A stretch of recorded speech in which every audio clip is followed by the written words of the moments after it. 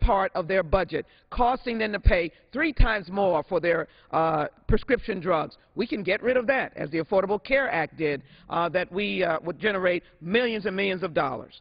So fairy tales are supposed to end with a good story. Have an additional. Yield additional 30 seconds. Gentlelady is recognized. Fairy tales are supposed to end with a wonderful ending and something as and never, never again, or it ended happily thereafter. Well, let me tell you the true story of the American people. They don't want us on the floor today talking about not paying their bills to them. They want us on the floor right now to create jobs, to bring down the unemployment, to give them a payroll tax relief, and to give extension for unemployment for those who are seeking jobs. And they don't want us to deny food stamps to young soldiers whose income don't allow them to provide for their families. They want us to get to work. Here I am. I'm ready to work. I yield back. Gentlelady's time's expired. The gentleman from South Carolina is recognized. Mr. Speaker, I yield 3 minutes to the gentleman from Oklahoma, Mr. Sullivan. The gentleman from Oklahoma is recognized for 3 minutes. Thank you, Mr. Speaker. I rise in strong support of House Joint Resolution 98, a resolution that would prevent President Obama from raising the debt ceiling by $1.2 trillion. This is a critical time for our nation. Over 14 million Americans are unemployed, and our record-setting level of debt is more than $15 trillion. The fact is, the Obama administration will not lead on this debt reduction issue. I believe it is critical we send the message that we will not return to the era of continuing to run up the American taxpayer's credit card and endless increases to our nation's debt limit. Let's look at President Obama's record. Since assuming office in 2009, President Obama has proposed consecutive budgets that offer more than $1 trillion in deficit spending, the most of any president in our nation's history. And under the President's budget plans, in 2018, the United States will owe more interest on the debt than will be spent on all defense spending, meaning we will owe more money to our creditors than supporting our national defense. That is crazy. Congress has a moral obligation to our children and grandchildren to stop the outrageous spending and restore fiscal sanity in Washington to ensure we don't leave them under a mountain of debt. Right now, every American faces $200,000 in financial obligations to pay for our debt, and this is unacceptable. This resolution of disapproval is a good place to start in getting our fiscal house in order, and I urge my colleagues to support it. And I yield back the balance of my time. Gentleman yields back. The gentleman from Colorado is recognized. You know, again, Mr. Speaker, I yield myself 30 seconds before further yielding. Every Republican that's spoken on this issue voted for a budget that included $5.1 trillion in deficit spending over a decade, more deficit spending than any 10-year period in the history of our country. They also, as part of that budget, voted for raising the debt ceiling by $8.8 trillion. They voted to do it, Mr. Speaker. They voted to raise the debt ceiling from $14.3 to $23.1 trillion by 2021. Yes, Mr. Speaker, every Republican in this body, except for 4, and 0 Democrats, voted to double the national debt over the next 10 years. I'm proud to yield 2.5 minutes to the gentleman from Virginia, Mr. Connolly. Gentleman from Virginia is recognized for 2.5 minutes. I thank my friend. Thank you, Mr. Speaker.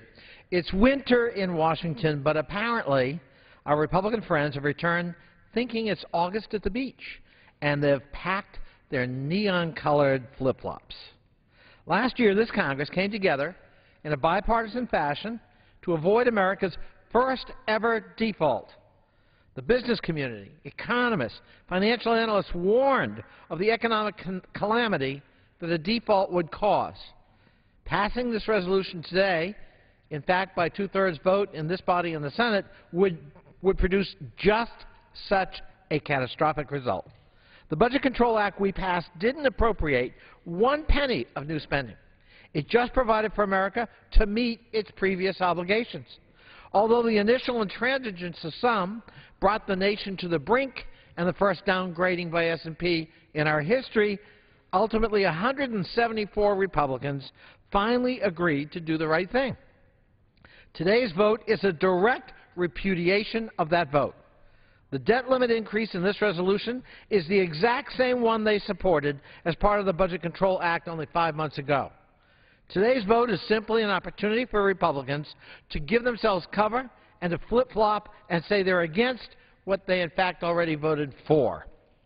Make no mistake, Mr. Speaker, nothing Republicans have proposed this year would have forestalled an increase in the debt ceiling. Not the Ryan budget, not the Republican Study Committee budget, not even the balanced budget amendment. Avoiding default was the difficult but responsible action last August, and it remains the responsible action today. I urge my colleagues to leave their flip-floppers at the beach and do the responsible thing. Put country ahead of politics today. I yield back. The gentleman yields back. The gentleman from South Carolina is recognized. Mr. Speaker, I yield 1 minute to the gentleman from Georgia, Mr. Tom Graves. The gentleman from Georgia is recognized for 1 minute. Thank you, Mr. Speaker, and I'll try not to follow up too much on the flip-flop comments, but I do prefer Crocs if anybody cares. Mr. Speaker, I rise in opposition to President Obama's latest request to raise the debt limit. You know, Mr. Obama's spending spree in just 3 short years accounts for almost 1/3 of our national debt, the most rapid increase in the debt of any U.S. president, and more debt than the first 41 presidents combined. And the nation's debt level has recently reached a disturbing milestone. The U.S. debt is now as big as the entire U.S. economy. That's the value of all goods and services produced here in the United States. It's another stark warning that America cannot continue spending at the current pace. And alarm bells, they should be going off all throughout the halls of Congress because this problem is not going away. Yet here we are again, poised to go down and continue down this road to ruin. The will to see the error of our ways and make significant spending cuts still doesn't exist here in Washington. Unless we start making the tough choices now, this nation will reach a point where we have no choice at all. Gentleman's time has expired. The gentleman from Colorado is recognized. Again, the Republicans doth protest too much. If there is concern about the budget deficit, why did every Republican who's spoken here today, every Republican except for 4, vote to double our national debt over the next 10 years? Why has every Republican here voted for a budget that included $5.1 trillion in deficit spending, more deficit spending than this country has ever had in a 10-day period? I certainly hear complaints about President Obama and others. The President can't spend a penny without congressional approval. So if the Republicans are concerned about the budget, why did they go on a Christmas spending spree where 147 Republicans voted to spend over $900 billion, every penny of it deficit spending? This makes no sense, Mr. Speaker. Let's address this budget deficit, as President Obama has charged us to do with the Bowles-Simpson Commission. Let's undertake a bipartisan approach to solve the deficit. This nation shouldn't have a $5.1 trillion deficit, as the Republicans have voted on and passed. This body should not spend enough money to double the national debt by the year 2021, which every Republican except for 4 has voted for. Let's get to work, Mr. Speaker. This is all fun and games, but the country is burning while we continue to work to solve this issue and avoid the hard ones. I reserve the balance of my time.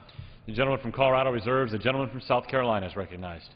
Mr. Speaker, I yield 2 minutes to the gentleman from Illinois, Mr. Randy Holcomb. The gentleman from Illinois is recognized for 2 minutes.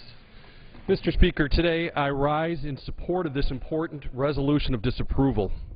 I oppose raising the debt ceiling and will continue to oppose raising the debt ceiling without real structural reform to how Washington works. A balanced budget amendment is what we need. We find ourselves in this position today because the President has come to Congress telling us that he wants to raise the nation's debt ceiling again. Our nation's credit card is maxed out because of his administration's reckless spending. My home state of Illinois is a perfect example of the truth that we cannot spend, borrow, and tax ourselves out of huge budget deficits, and now Illinois is the state in the worst financial shape of any other state. Today's vote will not just show which of our colleagues support more spending, it will also reflect our positions on the greater philosophical divide confronting us. Are we for bigger government or smaller, more accountable, more effective government? Today's vote will clearly show the American people who in this chamber wants to further grow the size of government, let it intrude further into the private sector, and give more power to Washington bureaucrats to meddle in the everyday lives of American citizens. And in contrast, it will show those of us who believe that a smaller government increases our constituents' liberties. By supporting this resolution of disapproval, we are sending a message that we are standing for smaller government and greater individual freedom. We must not increase our debt ceiling without real structural change to how Washington works. I yield back. The gentleman yields back. The gentleman from Colorado is recognized. Mr. Speaker, I'd like to ask my friend from South Carolina if he has any remaining speakers. Yes, sir, Mr. Post, I have 4 or 5. I'll reserve the balance of my time. The gentleman from Colorado reserves. The gentleman from South Carolina has the floor. Mr. Speaker, I yield 2 minutes to the gentleman from Indiana, Mr. Dan Burton. The gentleman from Indiana is Thank the recognized gentleman for 2 for minutes. yielding. You know, this whole process amuses me because when we passed the Budget Control Act, we in effect gave the President the ability to raise the debt ceiling by an additional $500 billion without us not having any control whatsoever.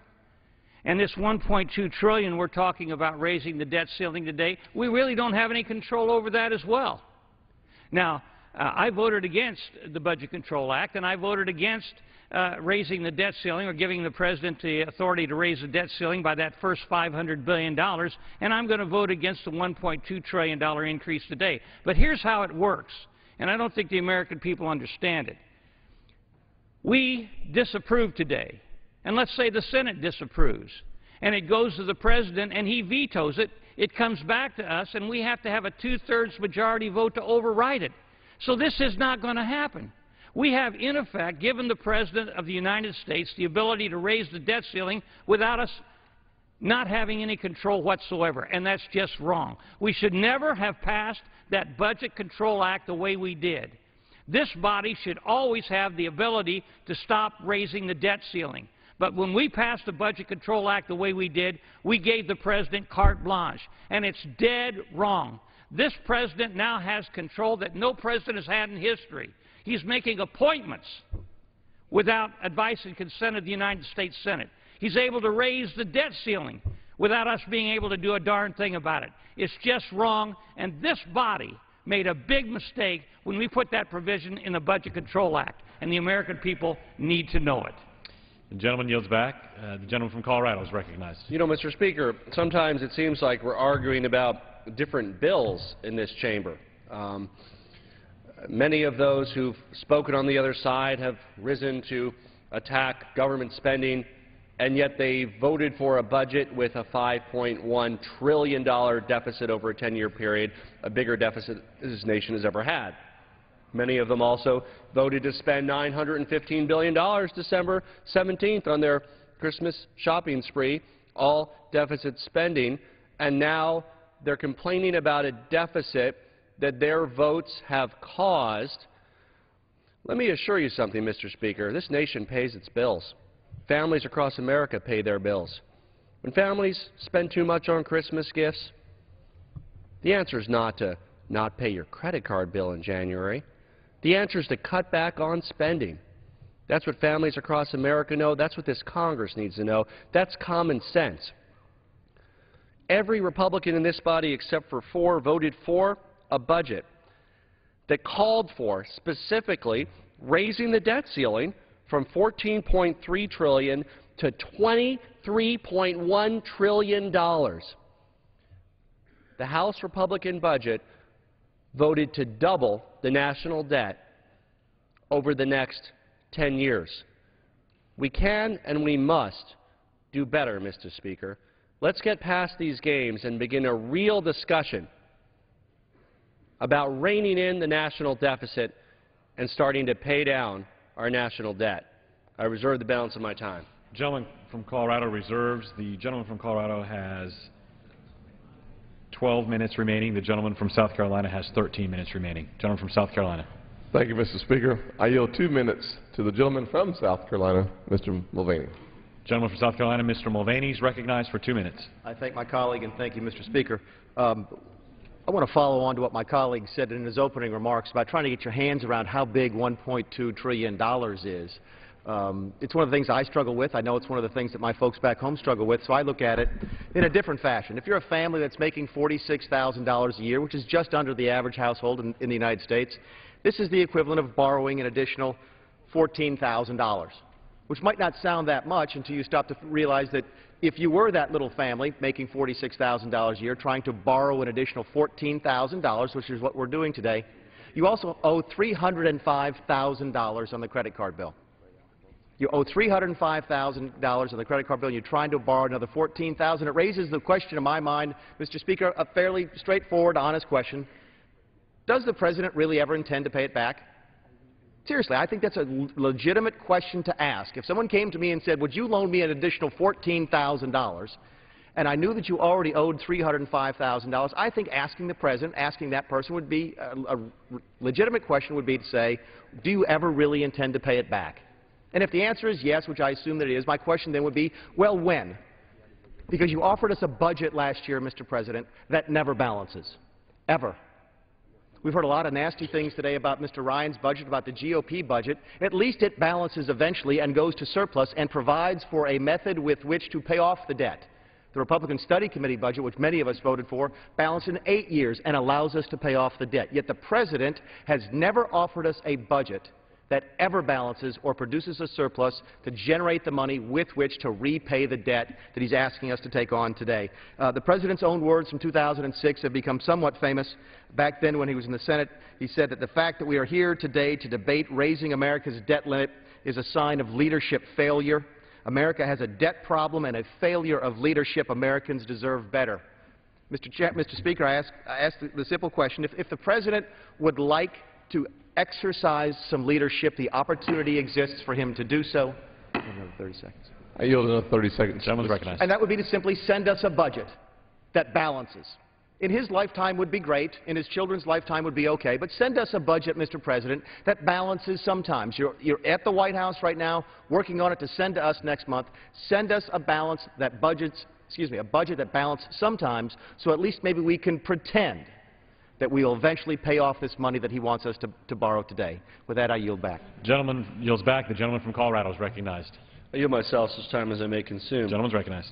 Mr. Speaker, I want to quote from an article in The Hill. My friend and colleague, Mr. Mulvaney from South Carolina, said that this entire procedure, quote, is just a fig leaf for some Republicans to say they are against more debt, even though they essentially approved it.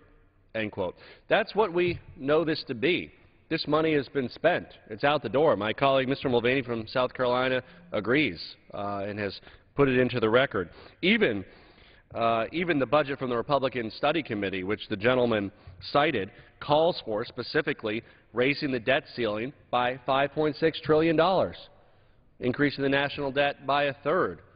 That's not the answer. The President has led the way through the creation of the Simpson-Bowles Commission and their hard, bipartisan work to come up with a way to reduce the national deficit. The Republican Study Committee budget, the Paul Ryan budget, all of the budgets that the Republicans brought before the House increase the deficit substantially, more so than any Congress has in the history of this entire country. I reserve the balance of my time. Gentleman from Colorado reserves. The gentleman from South Carolina is recognized. Thank you, Mr. Speaker. I yield 3 minutes to the gentleman from South Carolina, Mr. Trey Gowdy. Gentleman from South Carolina, Mr. Gowdy, is recognized for 3 minutes. Thank you, Mr. Speaker, and I want to thank my friend and colleague from the great state of South Carolina, Mr. Tim Scott, for his outstanding work on the Rules Committee. So here we are again, Mr. Speaker, less than 6 months removed from last summer's so-called debt crisis, on the verge of committing another act of generational embezzlement. We are on the verge of assigning another $1 trillion of debt to our progeny because we can't muster the courage to make hard decisions. We're on the verge of $16 trillion in debt, Mr. Speaker, because we can't bring ourselves to say no. We're on the verge of $16 trillion in debt, Mr. Speaker, because we refuse to have a serious conversation about the role of government juxtaposed with the role of the individual. And in times like this, when leadership and moral courage, as my friend from South Carolina, Mick Mulvaney, so eloquently put it, when moral courage and leadership are needed, we get slogans more befitting of a student body president race than a campaign to be the leader of the free world. This administration says it wants a balanced approach, but a balanced approach apparently doesn't include a balanced budget. This administration says it wants a grand bargain, a big transformative deal. But the details of such a deal would fit nicely on the backside of a postage stamp. And my personal favorite, Mr. Speaker, this administration wants the, quote, rich to pay their fair share. I've heard that phrase several times this morning. What I have not heard, Mr. Speaker, because they never seem to get around to defining who the rich are, and they never seem to get around to defining the word fair, which may be the most subjective word in the English language. So I would ask, is it fair? Is 34% not enough? You want a half? You want two-thirds? Gentleman yield for an answer? When will your president define who the rich are? Will the gentleman yield for an answer? And what's fair? I'll be happy to answer the gentleman if the gentleman will yield. Will the gentleman yield? The gentleman from South Carolina controls the time. I didn't hear the answer. Will the gentleman yield? The gentleman from Colorado will suspend. The gentleman from South Carolina may continue. Thank you, Mr. Speaker.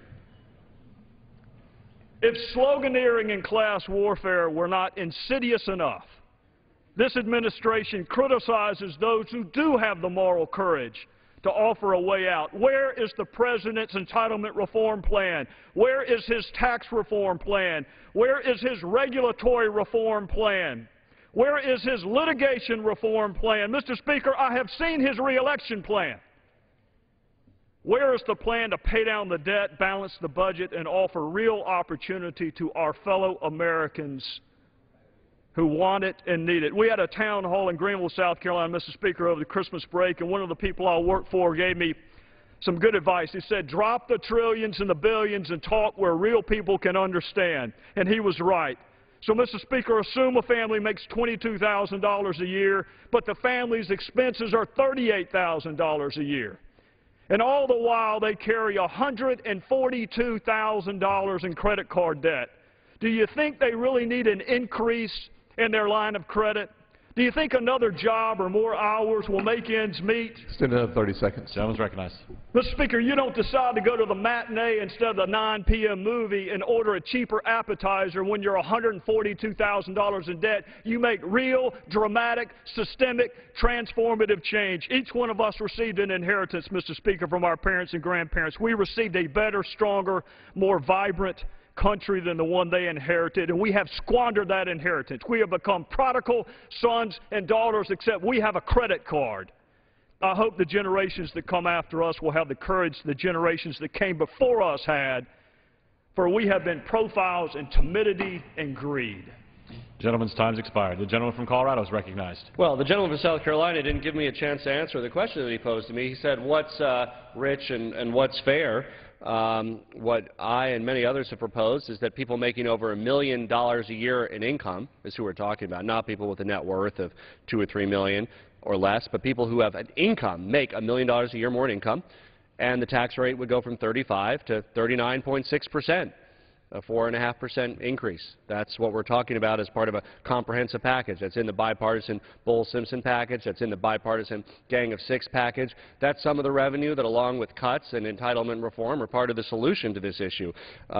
Rather than bellyaching and complaining about having to do what Republicans themselves have said they were going to do in the Ryan budget and the Republican study group budget, that's double the deficit. Republicans committed to doubling the deficit. I didn't support that. I voted against those bills. But Republicans promised to double the deficit.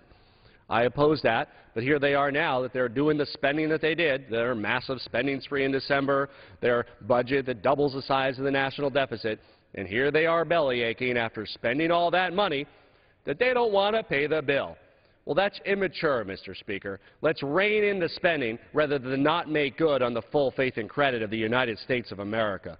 I reserve the balance of my time. The gentleman from Colorado reserves. The gentleman from South Carolina is recognized. Thank you, Mr. Speaker. I yield 1 minute to the gentleman from Louisiana, Mr. Fleming. Gentleman from Louisiana is recognized for 1 minute. I thank the gentleman, and I thank the Speaker. The reason why we're here today is because of the Balanced Budget Act of last year, which was a flawed bill and one in which I voted against. Why? It set spending limits way too high. It guts defense by $1 trillion in a time when the world is becoming even more dangerous than ever. It cut funding to Medicare providers in a time when patients out there need access to their physicians and hospitals.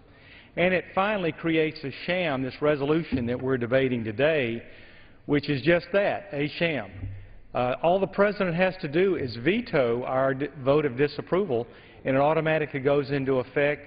We just basically handed the President, in a time when we have crossed that threshold, $15 trillion of debt, more than our GDP, our gross domestic product, which puts us up there with Greece.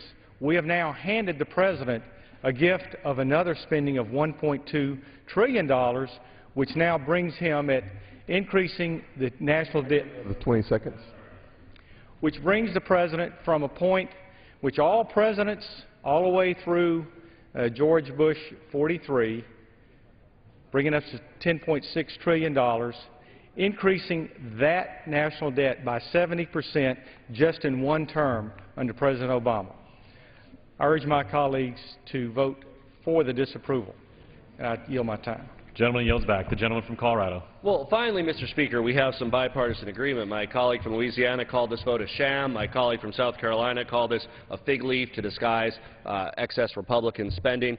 I think we have agreement on those basic concepts. Whether you call this a sham or a fig leaf, this bill, this process that the Republicans have put before us doesn't do a thing to solve the deficit, doesn't do a thing to rein in the national debt. It only perpetuates this Congress's addiction to spending, Mr. Speaker, by somehow pretending to say that we're doing something by making a fuss over whether we're going to make good on the full faith and credit of what we've already spent, rather than just not spending it in the first place, Mr. Speaker.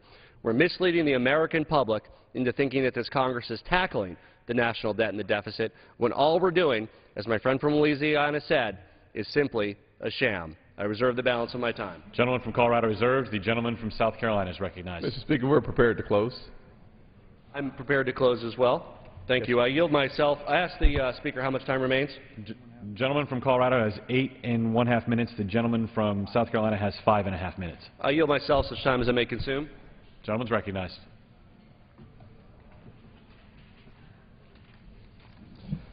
Mr. Speaker, Americans are urging both parties, Republicans and Democrats, to work together to solve the basic challenges that this country faces: joblessness, a tax code that rewards those with well-connected lobbyists rather than hard-working Americans, and yes, to solve the budget deficit and budget crisis and ensure that we don't leave a legacy of debt for our children. And yet, we will deal with none of these issues today.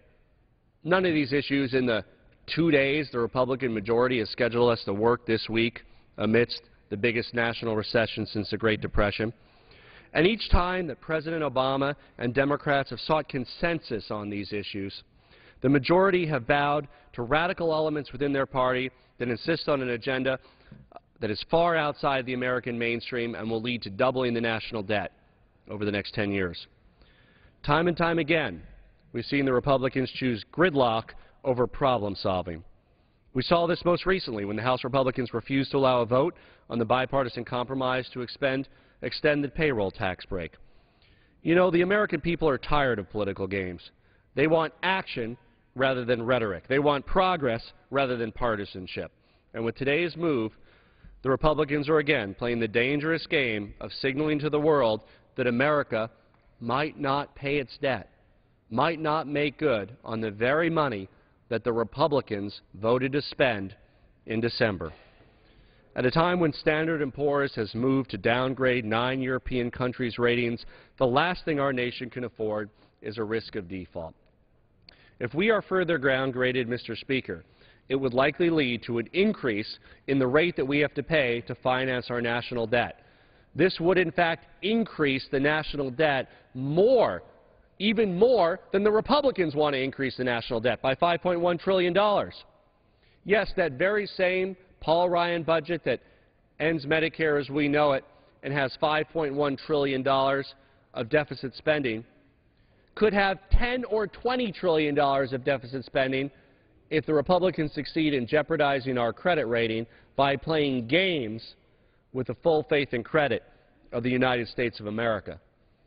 Like millions of responsible Americans, our nation knows that we must make good on our obligations.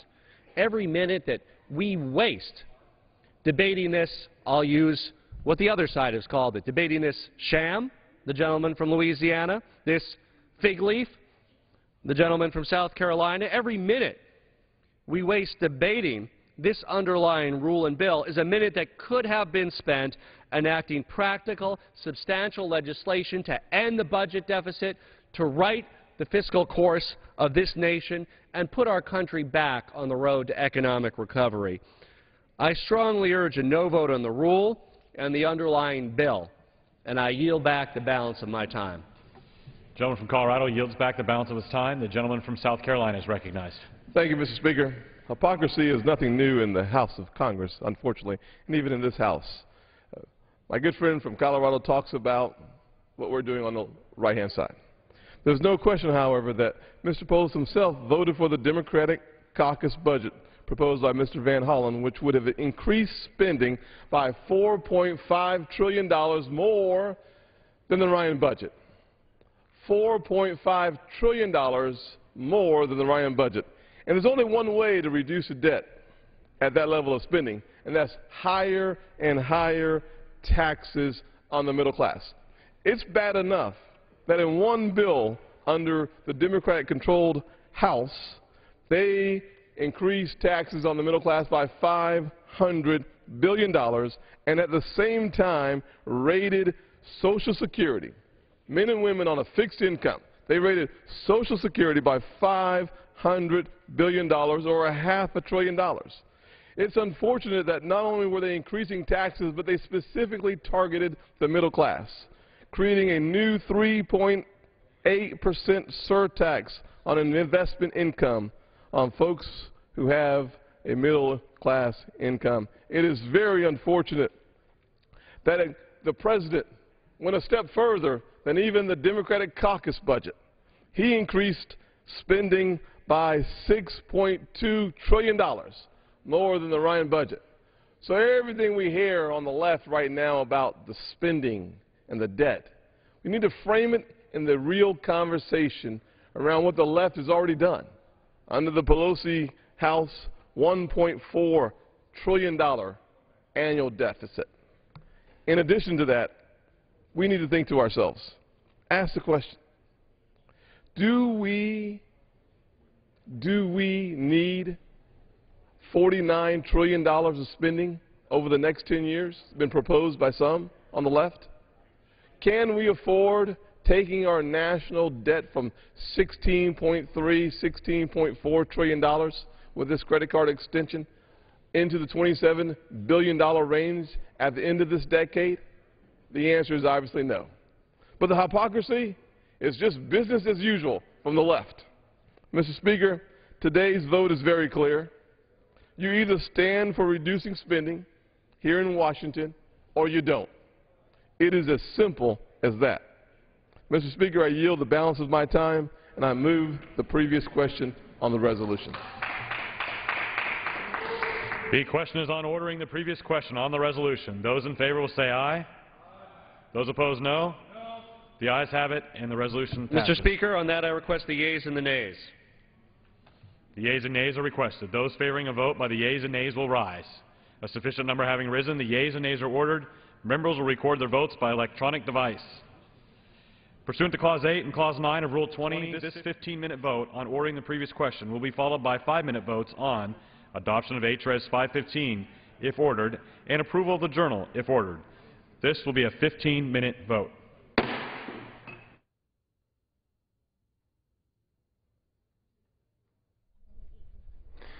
Well, you could say that the House is starting the second session of the 112th Congress by finishing up work that they actually started 5 months ago.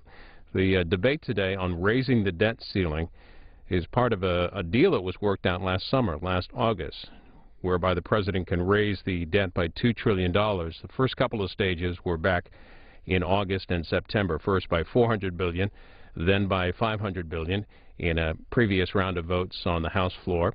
And this is the second and last stage of that, the President's request for $1.2 trillion. It goes into effect unless Congress disapproves. So both the House and Senate have to pass the motion with 2/3 needed to overcome a presidential veto. These are preliminary votes. This is the previous question, and the rule vote is still to come. If the rule passes, there will be 2 more hours of general debate.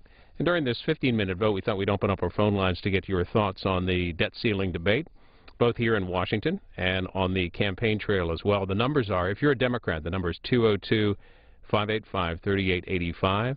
Republicans, 202-585-3886. Independents and others, that number is 202-585-3887. Make sure you mute your television when you call in. Here's David on our Democrats line in Eugene, Oregon. Hi. Hi, and thank you for C-SPAN. I am very frustrated with the debt ceiling discussion for one reason, and that's because when people bring forward ideas to our congressmen or our senators, those ideas don't seem to be getting to the budget plan. I'm a 30-year survivor of HIV. I've been taking the cocktail medications and everything else up until almost 2 years ago, in which I decided, since the budget was so bad, if I was going to survive, then I wasn't going to have it done via a credit card to China. And so I stopped taking my expensive medications and have saved over $100,000 in the Medicare system. But the 2 changes that I've asked for, they don't even get heard by the news media or the Congress people, saying things like HIV patients shouldn't have the right to choose to take their own medication. So, David, beforehand you had, I think I lost David. David, I apologize, but thanks for weighing in. Josh is next on our Republican line, Jacksonville, Florida. Hi. Hey, I'm very frustrated at this debt ceiling debate, too, and I strongly feel that we need to totally abolish this whole debt ceiling increase idea entirely, mainly because, well, we are so in tune with our socialistic ideal that it's beginning to tear our country apart. I know this may, what, say it again? No, go ahead, Josh. It's like, I know this may sound a bit, radical, but our socialized programs need a reform. We don't need to eliminate them. We just need to drastically reform. And at the same time, at this moment, we need to cut some of those programs modestly and properly, and then we could think of debt increases in 5 years. Taking your calls on the debt ceiling issue and the larger issue of government spending during this first vote, this previous question vote, ahead of the vote on the rule for the resolution of disapproval of raising the debt ceiling. Ron is in Springfield, Massachusetts, and he's on the independent line. How you doing? This is just terrible. It's you guys are just a bunch of animals. It's unbelievable that you guys let the debt get so high, and no one has a solution.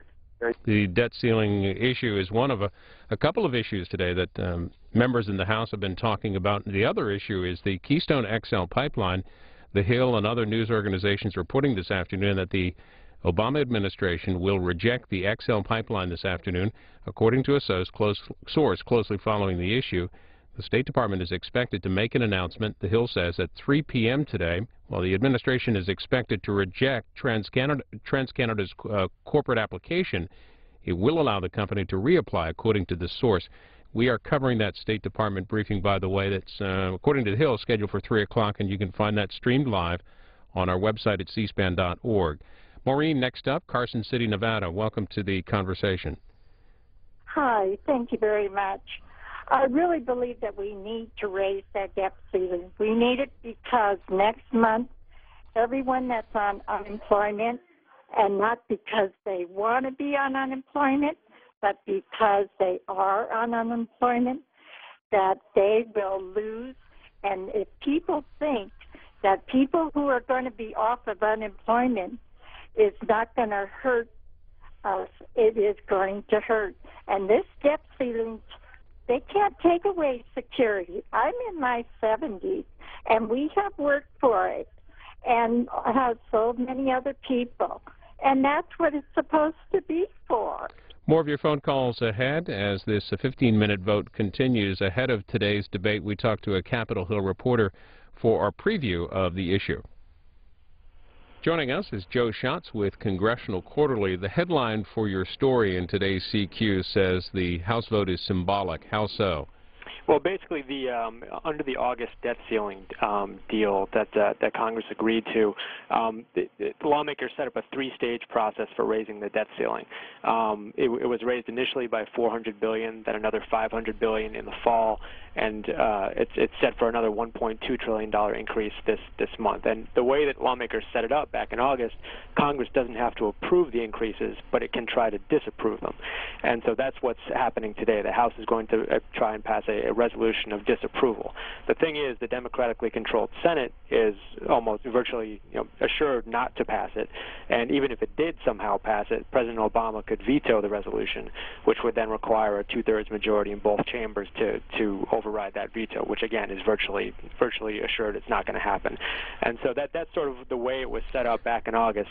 Basically an opportunity for Republicans to keep this issue alive and register their opposition to the debt ceiling increase without actually having to face the consequences of another looming default. You said that the president's request this time is for an increase of $1.2 trillion. How long is that supposed to last? That's supposed to last basically through November, through part of November, through the 2012 election. And basically all sides have said they expect that amount of borrowing authority to last the Treasury into sometime in November, possibly early December. You've had some private forecasters who've said, again, probably into November, December, possibly into 2013. But the only thing that seems certain right now that'll get us through the election. You report that some Republicans aren't real happy with the vote in having to vote for this disapproval. Particularly, you cite Tim Huelskamp of Kansas. What did he have to say? Well, he mentioned, as we're hearing from the Club for Growth and some other freshmen sort of Tea Party allies, is that the significant vote was back in August, and anybody who votes in opposition to a debt ceiling increase right now, but voted yes back in August when that was the vote that really mattered, is being kind of hypocritical. And that's the argument from a lot of conservatives right now, that this it's a symbolic way to register your opposition to the way the White House is handling the debt, but it's too little too late. The real vote was back in August. What else are you watching out for as the House moves forward with the debt ceiling issue? Well, again, this vote is really symbolic. Again, it's sort of a campaign issue. The real debt ceiling, fight this year is probably going to come 12 months from now, at the end of the year or early in 2013, after the election.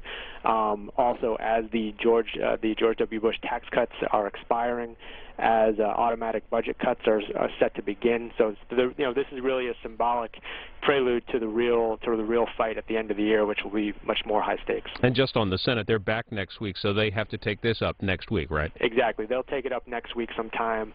And again, they're expected that the House will probably pass this resolution today with largely unanimous Republican support, maybe a couple Democrats, but the Senate will block it next week from everything we're hearing. Joe Schatz with Congressional Quarterly. Read more at CQ.com. Thank you for that update. Thanks very much. And back to your calls on the debt ceiling in just a moment. One other issue you're probably noticing if you're checking out Wikipedia or Google today, the SOPA, the so-called SOPA Act. The Politico reports that the Internet blackout today by Wikipedia, Reddit, Mozilla, and thousands of other sites against two anti-piracy bills in Congress has started to have a desired effect. Co-sponsors of that legislation have changed sides, and other lawmakers have called for more debate before any vote. They point out that Senator Marco Rubio of Florida, who was a co-sponsor of the Senate bill, became the latest lawmaker today to pull his support. Let's go back to our calls on our Republican line in Kearns, Texas. This is Liam. Hi there. Hello. It's kind of ironic that Obama announced right before this vote that he wasn't going to do the pipeline, and his number one priority is going to be jobs, but apparently not. He wants to spend all the money where he could get taxes from people that got these jobs. You know what, Liam? Sorry about that. You are breaking up for whatever reason. He's pointing out there the fact that the president's saying the reports are that the State Department will reject the Keystone XL pipeline application. To Rachel in Adelanto, California, Independent Line. Hi there. Hi, good morning, C-SPAN. Thank you for airing this and continue to support the American public.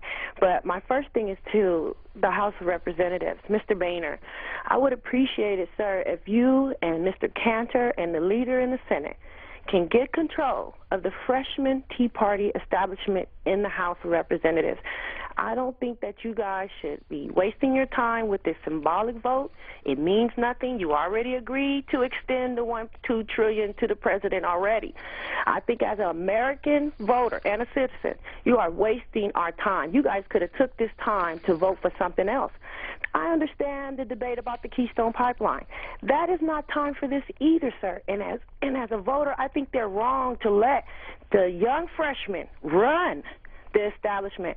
If they're real Reaganites and they believe and they really stand for conservatism, they will stand up for this. And let's take a couple more calls. I want to get to as many views as we can. This is Destiny in Baltimore, Democratic caller. Yes, I'm calling about Republicans. The Republicans need to stop what they're doing. Do they know people out here is hurting right now?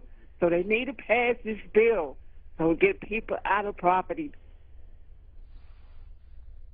As we mentioned earlier, and a number of news organizations, here's the New York Times saying the State Department expected to announce later today that it cannot recommend going forward with the proposed Keystone XL oil pipeline within the 60-day deadline set by Congress. And responding to that just a bit, Jay Carney at the briefing, Stephen Dennis, a roll call, who's their White House correspondent, quotes Jay Carney as saying, "I'm not going to confirm any reports. I'm not going to get ahead of the Secretary of State and the President." In Reno, Nevada, here's Destin on our Republican line. Hi. I live with a family full of disabled people, and I vote against what they're doing today because if they raise the ceiling on the debt deficit, it's just going to make things worse for the middle class. And, you know, living with 6 people on unemployment and disability, you know, it really doesn't work very well. They need to make more jobs for people, and they need to make more areas for people to get jobs. So in La Habra, California, it's Dave on our Independence line. Thank you. I would say that the nerve of these people, they all, Democrats and Republicans and Independents, they all want to be reelected, and look what they did to our country. Our country is $16 trillion in debt.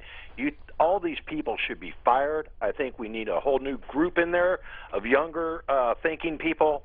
This is you know, the government is out of control. It's government gone wild. I don't care who's in charge.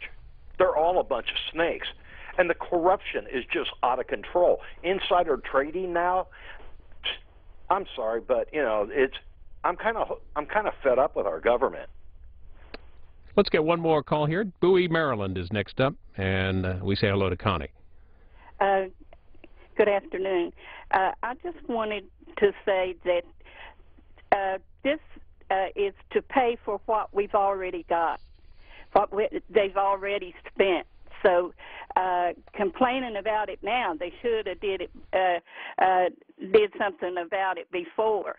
And about the pipeline, the president didn't say that he wasn't going to pass it through. He only said it needed to be put off until they find out about how it will destroy our land as it comes across. The spills would just destroy the land and the water, and they wanted to do in a way that it would be more safe, and after they do that study, then they would pass it. So that's not a big deal.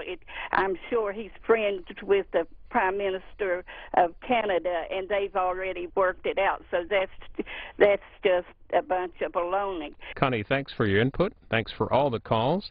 And this first vote continues. This is a previous question vote, one of the preliminary votes ahead of more debate on raising the debt ceiling. Ahead of today's session in the U.S. House, John Boehner, the Speaker of the House, and other Republican leaders spoke to reporters about some of their goals for this 2012 session.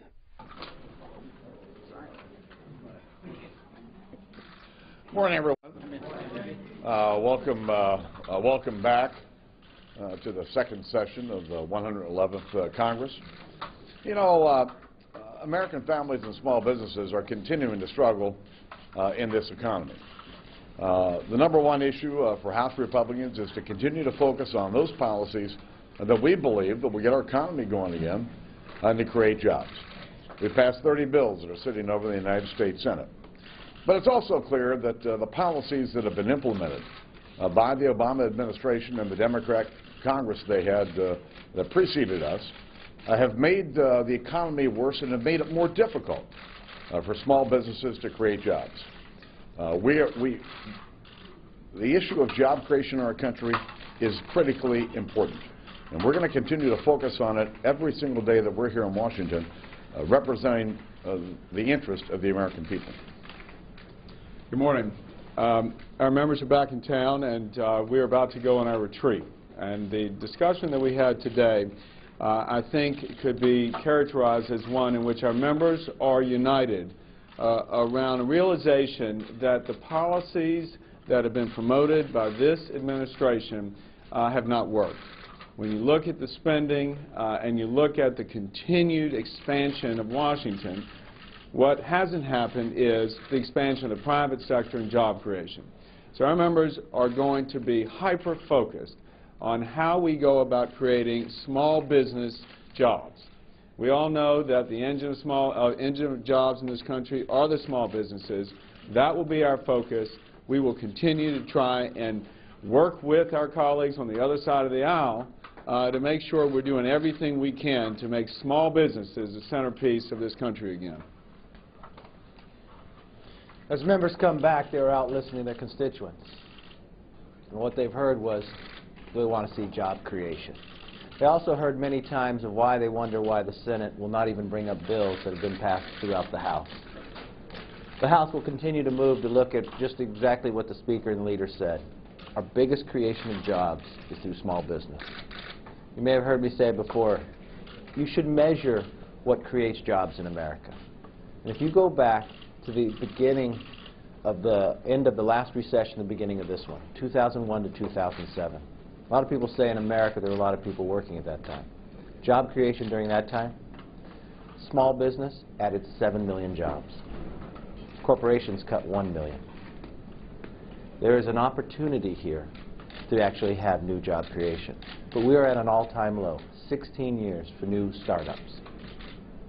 The Senate has got to act. When you find time and time again legislation comes off this floor, not just by 218 votes, but by a bipartisan number of votes, some as high as 400, sitting on the Senate, you begin to wonder, why will they not even allow a vote to go forward when you look across this country, eager for job creation and craving to get back to work? 3 years ago this month, the President was inaugurated.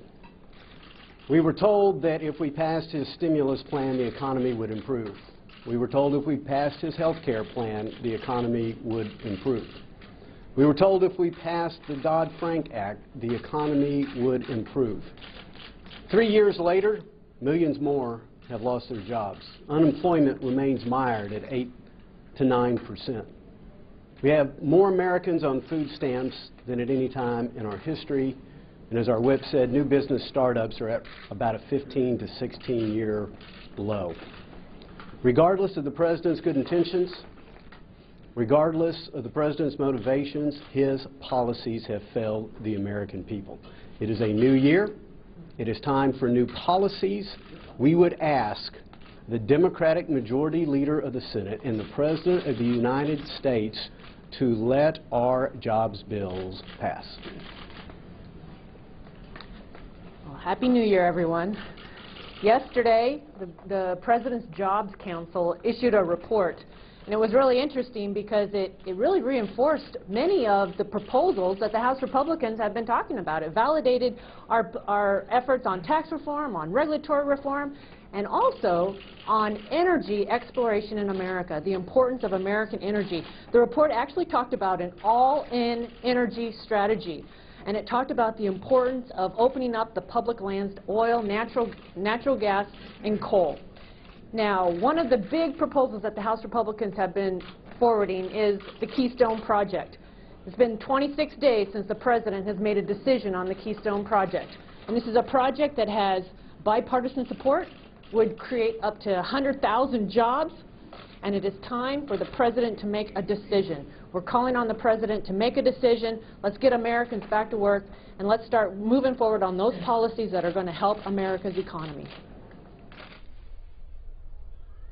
And back on the House floor, this is the previous question vote ahead of vote on the rule for the a resolution of disapproval on raising the debt ceiling.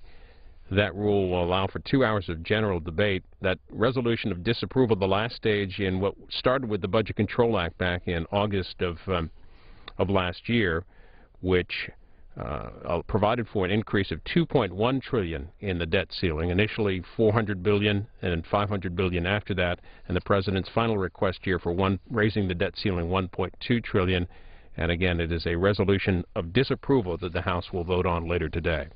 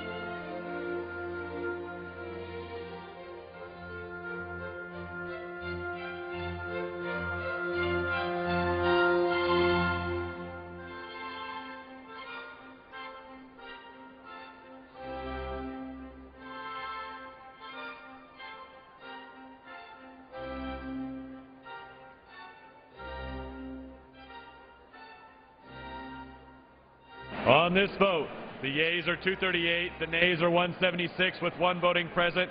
The previous question is ordered. The question is on adoption of the resolution. Those in favor say aye. Those opposed, no. The ayes have it. The resolution is adopted.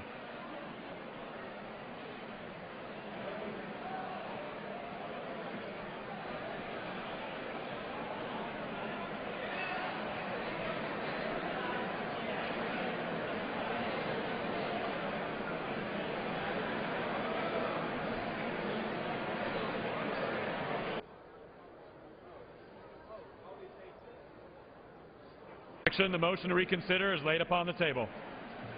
Pursuant to Clause 8 of Rule 20, the unfinished business is the question on agreeing to the Speaker's approval of the Journal, which the Chair will put de novo. The question is on agreeing to the Speaker's approval of the Journal. Those in favor say aye. Those opposed, no. In the opinion of the Chair, the ayes have it. For recorded vote. A recorded vote is requested. Those favoring a recorded vote will rise. A sufficient number having risen, a recorded vote is ordered. Members will record their votes by electronic device. This will be a 5-minute vote.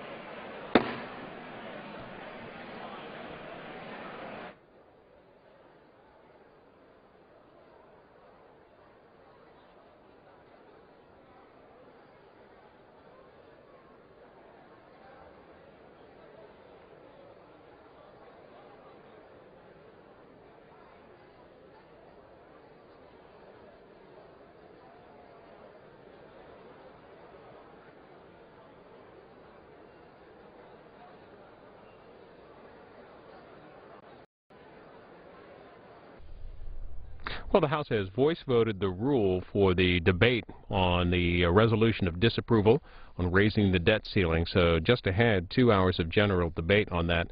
This final vote here is on approving the Journal, the official written record of the previous day's activities. It's a 5-minute vote, and we're going to take you back to that briefing from earlier and get the Q&A with Speaker Boehner. Yesterday, Mr. Hoyer told us that that this was a do-nothing Congress, and that in his entire 30 years, he's never seen a more unproductive session than last year. Can you refute that argument, and do you think that's We've passed jobs bill after jobs bill after jobs bill. The House has done its work. But it takes two to tango. And that's why our members are frustrated as well, that we've got 30 bills that will help produce more American jobs sitting in the United States Senate. It's time for Harry to Reid, Senate Democrats, to quit playing hide the ball and instead try to help the American people get the economy moving again. However, at the same time, 2011 ended on a pretty low note with your own members critical of your leadership, especially on the payroll tax issue. How do you answer to that criticism? Listen, we've got a lot of disparate voices in our conference. And the President wanted the payroll tax credit extended for a year. So did we. We didn't think the Senate should leave. But it was pretty clear that the Senate wasn't coming back. But we were picking the right fight. But I would argue we probably picked it at the wrong time. Speaker Boehner, Wikipedia blacked out today in protest of the SOPA bill. Lamar Smith said yesterday that this publicity stunt was a disservice to its users by promoting fear instead of facts. Do you agree with his assessment of the blackout, and do you anticipate a version of SOPA eventually passing in the House? Listen, this bill is in committee. They've had a number of hearings. It's going through a markup. And it's pretty clear to many of us that there's a lack of consensus at this point. And I would expect that the committee would continue to work to try to build a consensus before this bill moves. Do you think this is a publicity stunt by Wikipedia? Mr. Speaker, real quick on Keystone. The decision could be imminent, of course, coming from President Obama. The understanding is that Keystone will not be approved, and their reasons have been laid out for a long time. What would you say to that? So the Keystone Pipeline has been through 3 years and has passed every approval process as required by the law. Even the President's own State Department has indicated that this thing ought to move forward. And it's clear that it would create 100,000 new jobs here in the United States. We also see this morning that the Canadians are in conversations with the Chinese. And if we don't build this pipeline to bring back Canadian oil and pick up the North Dakota oil and deliver it to our refineries in the Gulf Coast, that oil is going to get shipped out to the Pacific Ocean and will be sold to the Chinese. This is not good for our country. The President wants to put this off until it's convenient for him to make a decision. That means after the next election. The fact is the American people are asking the question right now, where are the jobs? The President's got an opportunity to create 100,000 new jobs almost immediately. The President should say yes. Thanks.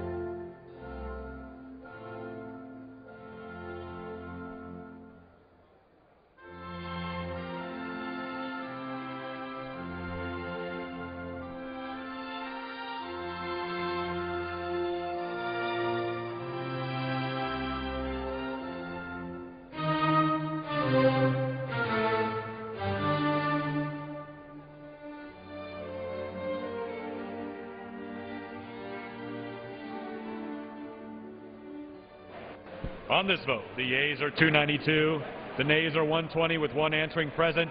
The journal stands approved.